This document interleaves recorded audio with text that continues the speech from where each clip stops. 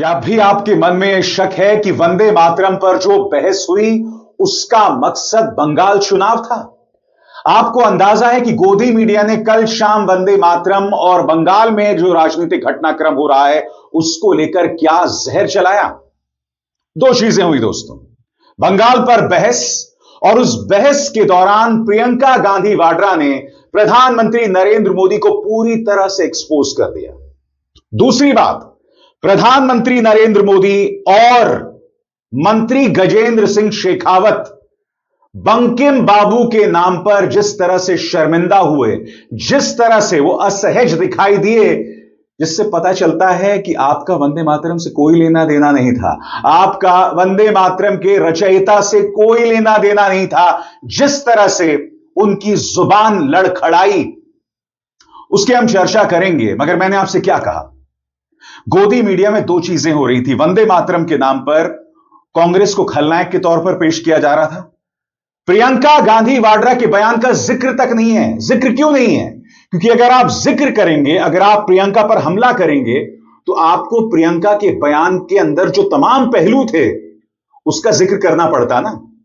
जिस तरह से उन्होंने नेहरू से लेकर सुभाष चंद्र बोस से लेकर जिन्ना से लेकर उन तमाम मुद्दों पर, और न सिर्फ प्रियंका गांधी वाड्रा, गौरव गोगोई ने भी जिस तरह से पोल खोलकर रख दी आरएसएस की, जो कि भाजपा के वैचारिक पूर्वज हैं, तो इन तमाम चीजों का जिक्र नहीं था।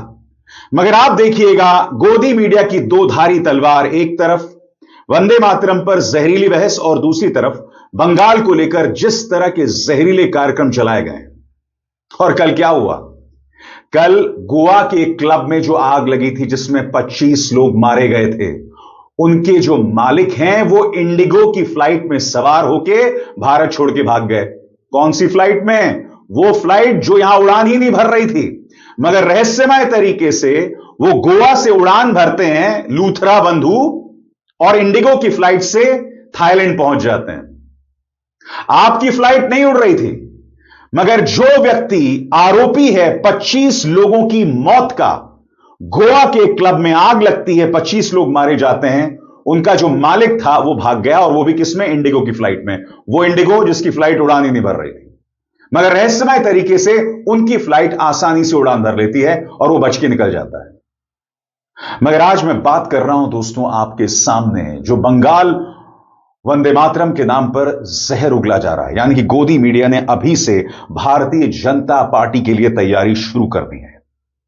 आप देखिए किस तरह के तेवर हैं गोदी मीडिया के, एक एक करके मैं आपके सामने मिसाल पेश कर रहा हूं। मगर उससे पहले बहुत जरूरी हो जाता है कि प्रियंका गांधी वाड्रा ने दरअसल कहा क्या था, कि यह बहस बुलाई क्यों गई है। सुना जाए। इसकी वजह क्या है? हम आज यहाँ ये बहस क्यों कर रहे हैं? हमारा राष्ट्रगीत है, इस पर क्या बहस हो सकती है? हम ये बहस यहाँ आज दो वजहों से कर रहे हैं। पहला, कि बंगाल का चुनाव आ रहा है, हमारे प्रधानमंत्री अपनी भूमिका निभाना चाहते हैं उसमें। और दूसरी वजह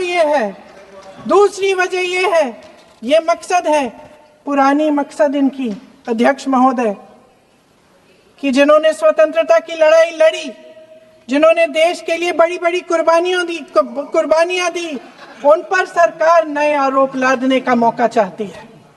देश का ध्यान फिर से जनता के ज्वलंत मुद्दों से भटकाना चाहती है। यही एक मकसद है आपका मकसद है कि हम फिर से उसी अतीत में मंडराते रहें, उसी की तरफ हम देखते रहें जो हो चुका है, जो बीत चुका है, क्योंकि ये सरकार वर्तमान और भविष्य की ओर देखना ही नहीं चाहती। जो बैटिंग ऐप के बारे में हो रहा है पीएमओ के अंदर, आप सदस्य प्लीज, जो एफस्टीन फाइलों में आपके मंत्री महोदय के नाम निकल आए हैं, माननीय उसकी चर्चा करेंगे। आप वंदे मातरम पे बोले, आप इधर उधर डाइवर्ट मत हो। प्रियंका गांधी वाड्रा के दावे की तस्दीक हो जाती है देर शाम गोदी मीडिया में जिस तरह के प्राइम टाइम कार्यक्रम चलाए गए। एक एक करके आपके स्क्रीन पर सबसे पहले गुल्लू, वंदे मातरम पर कांग्रेस की भूल सुधारेंगे मोदी। एक तरफ प्रधानमंत्री नरेंद्र मोदी की तस्वीर और दूसरी तरफ जिन्ना के साथ नेहरू। मैं आपसे एक सवाल पूछना चाहता हूं दोस्तों, कल प्रियंका गांधी वाड्रा ने बताया कि प्रधानमंत्री नरेंद्र मोदी ने नेहरू ने जो सुभाष चंद्र बोस को खत लिखा था उसके आंशिक हिस्से ही बताए। तो बड़ा प्रश्न, आधा अधूरा सच प्रधानमंत्री क्यों बता रहे थे? और यहां पर नेहरू के साथ आपने जिन्ना को बता दिया और दूसरी तरफ प्रधानमंत्री। क्या इस चैनल की हिम्मत है यह बताने की एक नहीं तीन तीन जगह? वैसे मैं आपके सामने यह कहते रहता हूं कि जनसंघ ने जिन्ना के साथ 2 जगह सरकारें बनाई। मुझे किसी ने बताया नहीं साहब 2 नहीं 3 जगह। Sindh, Bengal, North West Frontier Province 3 ऐसी जगह थी जहां जनसंघ ने जिन्ना के साथ मिलकर सरकार बनाई। श्यामा प्रसाद मुखर्जी एक जगह मंत्री थे। मैं फिर आपसे पूछना चाहता हूं, क्या न्यूज 18 में हिम्मत है जिन्ना के साथ श्यामा प्रसाद मुखर्जी की तस्वीर रखने की? यानी कि पूरा फोकस यह है कि किसी तरह से नेहरू को खलनायक के तौर पर पेश किया जाए। आगे देखिए, पाकिस्तान के 3 टुकड़े तय, मोदी ने कांग्रेस को खूब धोया, योगी ने घुसपैठियों को खदेड़ा। इस एक कार्यक्रम में देखिए किस तरह का पॉलिटिकल प्रोपेगेंडा दिखाई देता है। पाकिस्तान के 3 टुकड़े तय कैसे, हम नहीं जानते साहब, स्वागत होगा उसका। दूसरा, मोदी ने कांग्रेस को खूब धोया।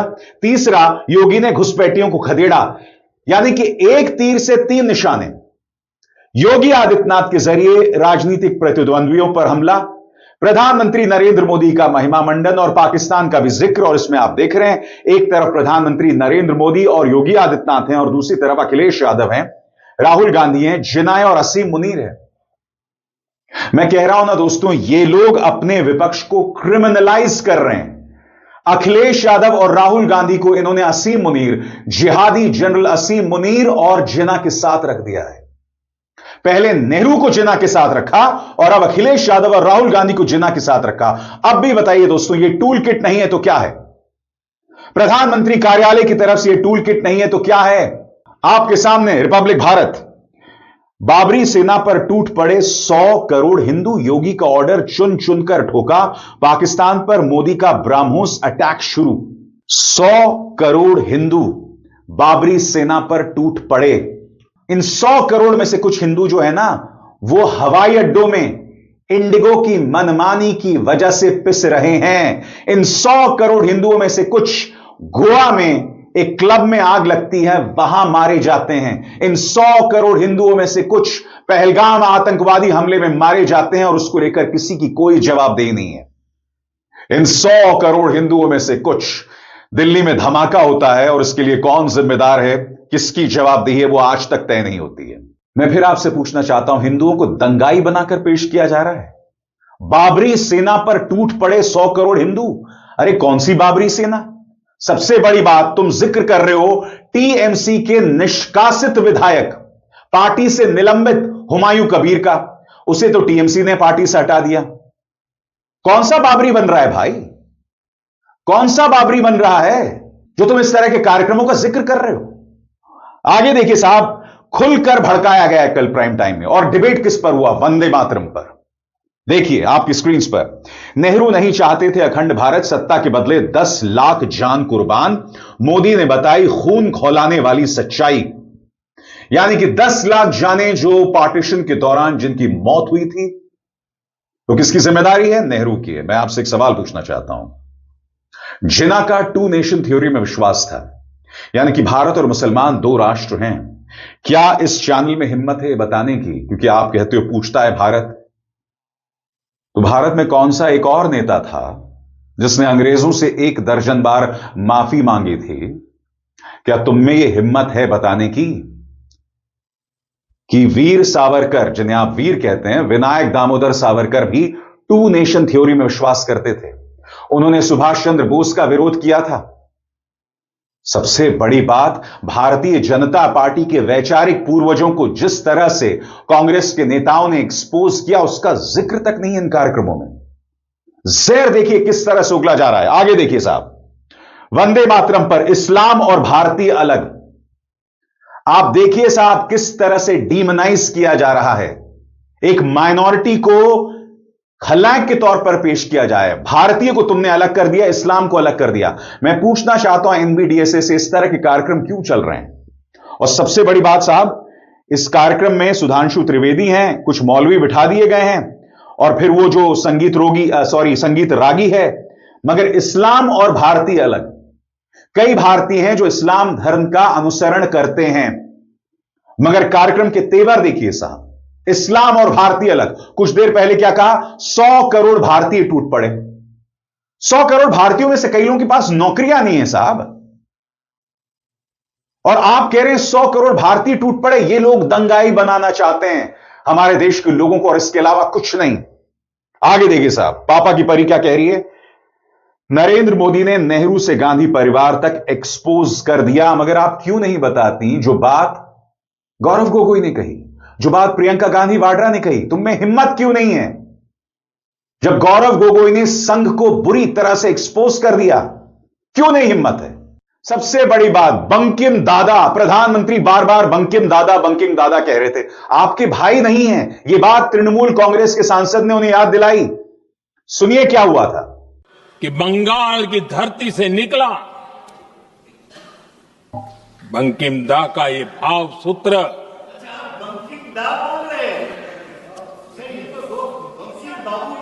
बंकिम बाबू बोले। अच्छा, थैंक यू। आपकी भावनाओं के लिए मैं आदर करता हूं। बंकिम बाबू ने थैंक यू दादा, थैंक यू। हाँ। और आगे बढ़ने से पहले एक जरूरी संदेश, मेरे कार्यक्रमों के लिए आप नोटिफिकेशन का इंतजार मत कीजिए। मेरे चैनल में जाइए और खुद जाकर कार्यक्रम देखिए और रहिए अपडेटेड। और बात वहां नहीं रुकती। प्रियंका गांधी वाड्रा जब बयान देकर हटती हैं तो गजेंद्र सिंह शेखावत खड़े हो जाते हैं। उनसे उच्चारण तक नहीं हो रहा था, बंकिम बाबू का नाम तक नहीं बोल पा रहे थे। निहायत ही शर्मिंदगी भरी बात। और मैंने सोशल मीडिया में कहा है, जिन लोगों का वंदे मातरम की मूल भावना से कोई लेना देना नहीं है, जिनका मकसद सिर्फ बंगाल का चुनाव जीतना है, आप क्या उम्मीद करते हैं कि वो वंदे मातरम की भावना को समझेंगे? सुनिए गजेंद्र सिंह शेखावत किस तरह से हंसी के पात्र बन गए थे। वंदे मातरम जब महान कवि बंकिमदास चटर्जी ने लिखा, चटर्जी जी ने लिखा था, तब उन्होंने बंकिम चटर्जी ने, चट्टोपाध्याय जी ने लिखा था, जब इन्होंने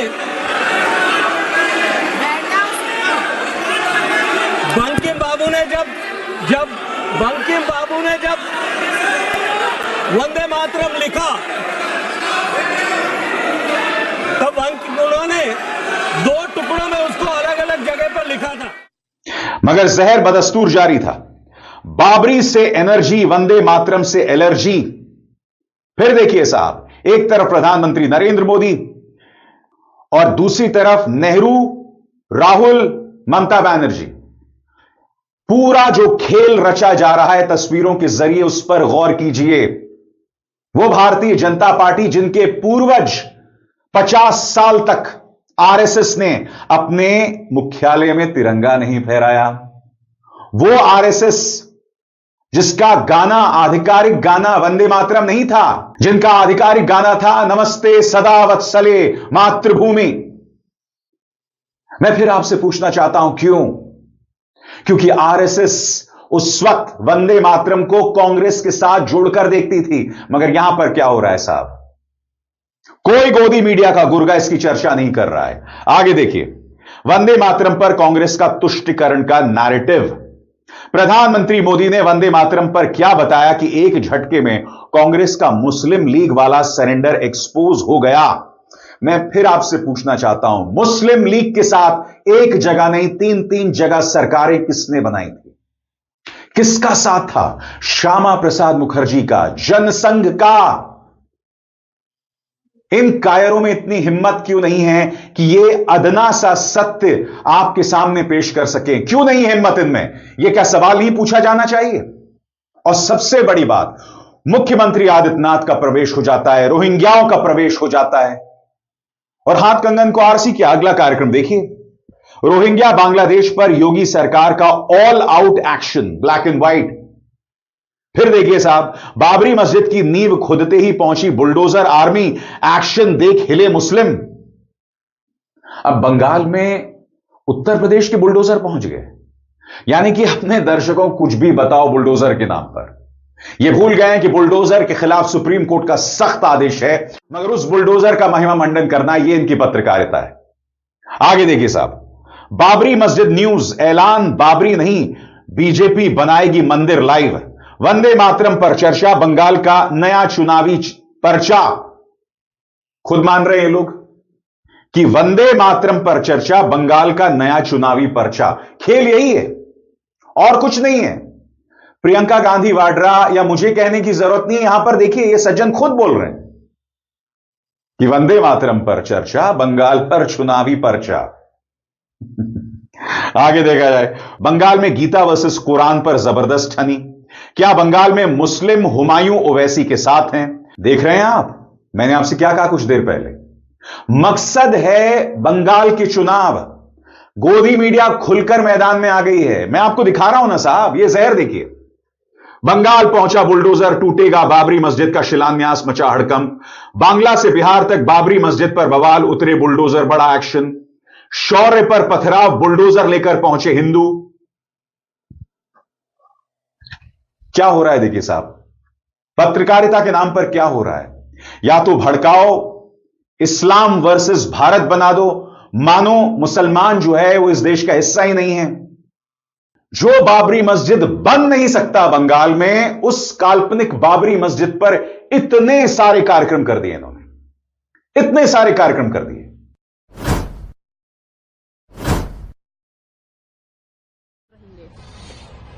समस्या यह है कि वो अब देश के लिए नहीं लड़ रहे हैं, अब कांग्रेस देश से लड़ रही है। वंदे मातरम के टुकड़े टुकड़े इसी कांग्रेस ने किए, देश के टुकड़े टुकड़े इसी कांग्रेस ने किए, और बाद में टुकड़े टुकड़े करने के नारा देने वालों को इसी कांग्रेस ने अपनी पार्टी में लिए। स्वयं कांग्रेस ने कभी मुस्लिम लीग के दबाव में, कभी किसी के दबाव में, इन्होंने हमारी धार्मिक भावना के भी टुकड़े टुकड़े किए हैं। चलिए, कम से कम गोवा क्लब में जो आग लगी और 25 लोग मारे गए और उनका मालिक थाईलैंड भाग गया, उसकी चर्चा गोदी मीडिया में थी। खबर क्या है आपके स्क्रीन पर, और गौर फरमाइएगा मेरे एक एक शब्द पर। गोवा के जिस नाइट क्लब में आग लगने से कई लोगों की मौत हुई थी, उसके मालिक लूथरा ब्रदर्स देश छोड़कर थाईलैंड भागे। दिलचस्प बात यह है कि कल वो इंडिगो फ्लाइट से भागे, जहां तमाम इंडिगो फ्लाइट कैंसिल थी, इनकी फ्लाइट समय पर उड़ गई। यह संयोग था या प्रयोग?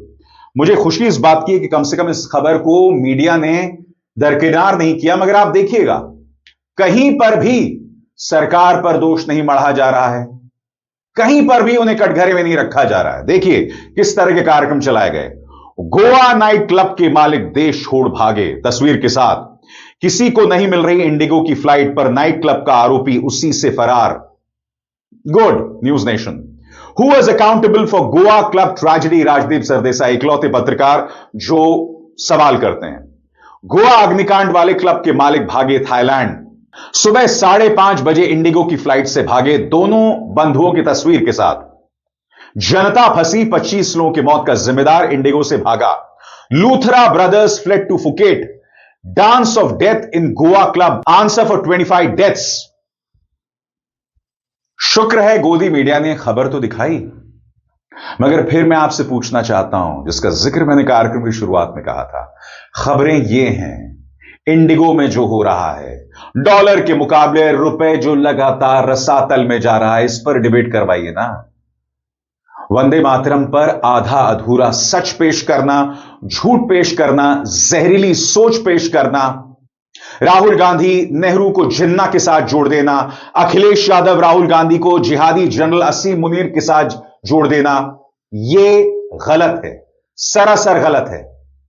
आप अपने विपक्ष को एक राक्षस के तौर पर पेश कर रहे हैं और यही इनकी कोशिश है और इसके अलावा कुछ नहीं। मगर इस मंच पर दूध का दूध और पानी का पानी होगा। मैं आपके सामने हकीकत पेश करता रहूंगा। अभिसार शर्मा को दीजिए इजाजत। नमस्कार।